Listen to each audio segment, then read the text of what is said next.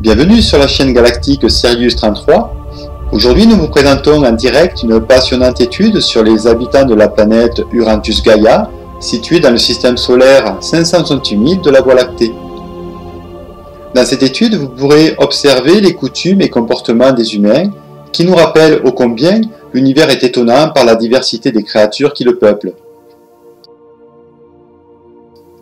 Installez-vous bien dans votre porteur et ouvrez grand votre esprit. Vous allez entrer dans un monde étrange, peuplé d'êtres surprenants, que notre explorateur bien-aimé Christo a pu discrètement filmer dans leur environnement naturel. Bonne soirée.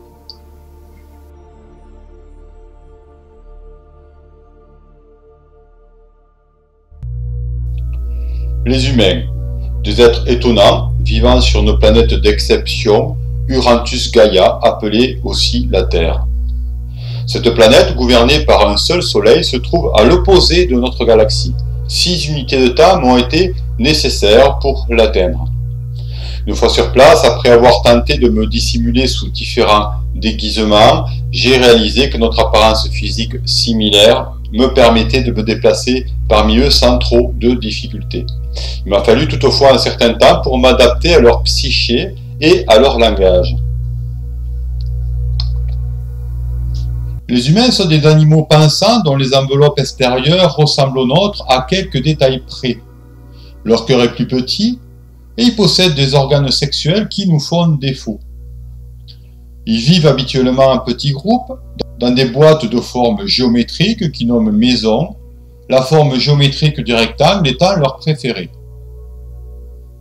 En étudiant leur histoire, j'ai pu observer que les humains passent essentiellement leur temps à se reproduire, manger, faire la guerre, se reproduire à nouveau, manger encore et refaire la guerre. Mourir en combattant semble être logiquement la raison de la reproduction des humains et le moyen principal de limiter leur nombre. Heureusement pour moi, ces dernières années ont été plutôt calmes sur ce point. Manger est important pour eux. Ils dépensent beaucoup de temps et d'énergie à cela. Ils élèvent d'une manière concentrée d'autres animaux que les humains jugent inférieurs à eux dans de grandes boîtes métalliques. Je dois dire que l'état de ces animaux est épouvantable. Les humains ne semblent pas se rendre compte de ce qu'ils leur font subir, ni qu'ils s'empoisonnent lentement en les mangeant. De même, ils cultivent différentes variétés de plantes dans d'immenses champs à l'aide de produits chimiques qui les empoisonnent aussi et qui se retrouvent dans l'eau qu'ils boivent. Beaucoup d'entre eux respirent des sortes de tiges appelées cigarettes remplies de ces mêmes produits toxiques ou boivent des breuvages qui leur font perdre la tête. Ce comportement d'empoisonnement volontaire m'a été difficile à comprendre. Il dénote une volonté autodestructrice inimaginable pour notre race. Certains d'entre eux mangent jusqu'à mourir. Ils deviennent énormes et vivent une vie de souffrance. J'ai pu remarquer aussi des humains plus raisonnables, qui entretiennent un rapport équilibré avec leur environnement. Ces derniers sont souvent exploités ou mis en esclavage par ceux qui mangent beaucoup. La pratique de l'esclavage est très présente chez les humains, bien que les formes aient changé au cours des siècles.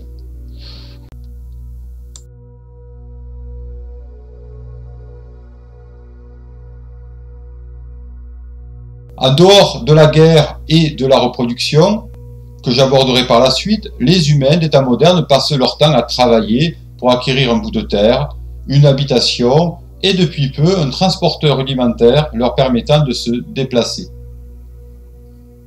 En échange de leur travail, ils obtiennent des bouts de métal ou du papier, leur permettant d'acheter toutes ces choses peu à peu. Ceux qui fabriquent les bouts de métal ou le papier ont l'avantage de ne pas avoir besoin de travailler car ils peuvent s'en fabriquer autant qu'ils en veulent pour eux. Cette différence de traitement ne semble pas gêner la majorité des humains.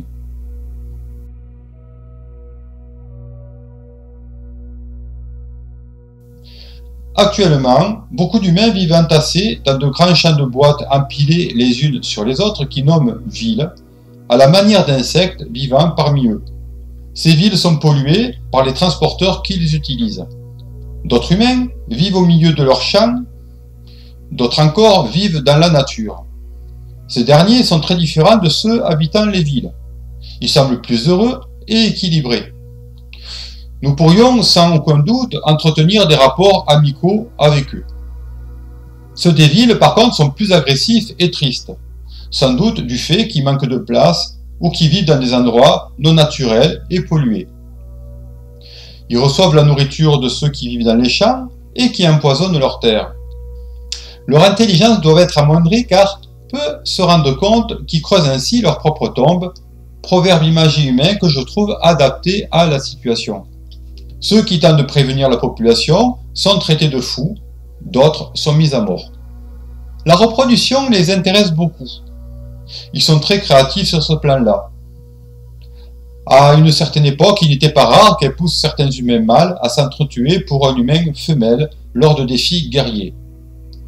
Aujourd'hui, ces confrontations sont plus civilisées. Cela commence en général par une parade où chacun met en valeur ses atouts, l'intelligence et la courtoisie chez certains, la richesse chez d'autres, la puissance ou la dextérité chez d'autres encore. Une fois la femelle conquise, il s'ensuit des attouchements variés sur différentes parties du corps qui changent selon les époques et les cultures, mais qui restent toutefois centralisés sur leur bouche, leur poitrine et leur sexe. Ce dernier est différent selon le type masculin ou féminin de l'humain. Cette reproduction n'a pas toujours pour but de procréer. Elle leur procure aussi un certain plaisir qui nous est inconnu. Les attouchements se terminent en général par l'introduction du sexe mâle dans celui de la femelle, à travers diverses postures et par un va-et-vient bruyant, aboutissant à des cris plus ou moins effrayants.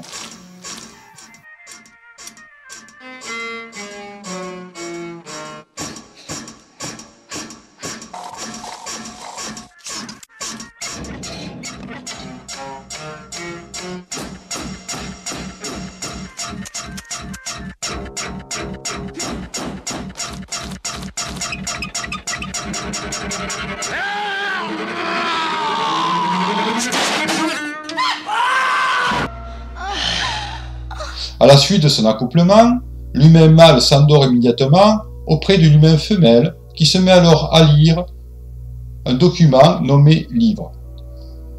S'il y a fécondation, la femelle est alors heureuse et elle nourrira dans son ventre un hôte qu'elle nomme bébé durant 9 mois.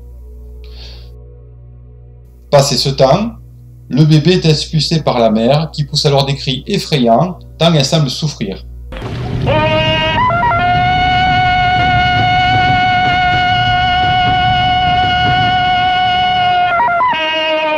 Ce rituel se fait en présence de personnes qui trouvent cela tout à fait normal. Comme le bébé est totalement inadapté à se débrouiller seul, il sera à la merci de ses parents et mettra plusieurs années pour devenir autonome s'il s'en sort. Depuis un certain temps, un projecteur de rêve rudimentaire qu'il nomme télé est apparu dans les habitations. Cette télé diffuse des images et des sons que les humains adorent. Ils passent des heures devant en dehors de leur temps de travail. Ils ont aussi des contacteurs qui portent sur eux en permanence. Ces derniers semblent devenir une extension de leur cerveau. Chez les humains, on peut apercevoir aussi des hommes qui cherchent à ressembler à des femmes et des femmes qui veulent ressembler à des hommes tout en restant des femmes.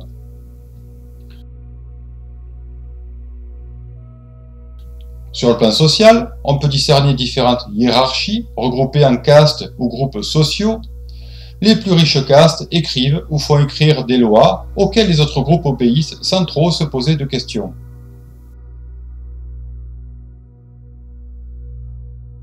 Un groupe de police s'occupe des personnes ne respectant pas ces lois. Ces personnes sont peu nombreuses.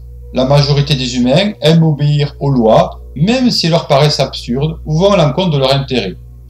Sans doute un conditionnement engrammé par des siècles d'esclavage. Étonnamment, malgré tous ces handicaps et limites imposées, certains humains se sont montrés capables d'exploits et de créativité étonnantes. Leur histoire est remplie d'œuvres d'art dignes de nos assembleurs de matière, comme nous les appelons chez nous. En voici quelques photos.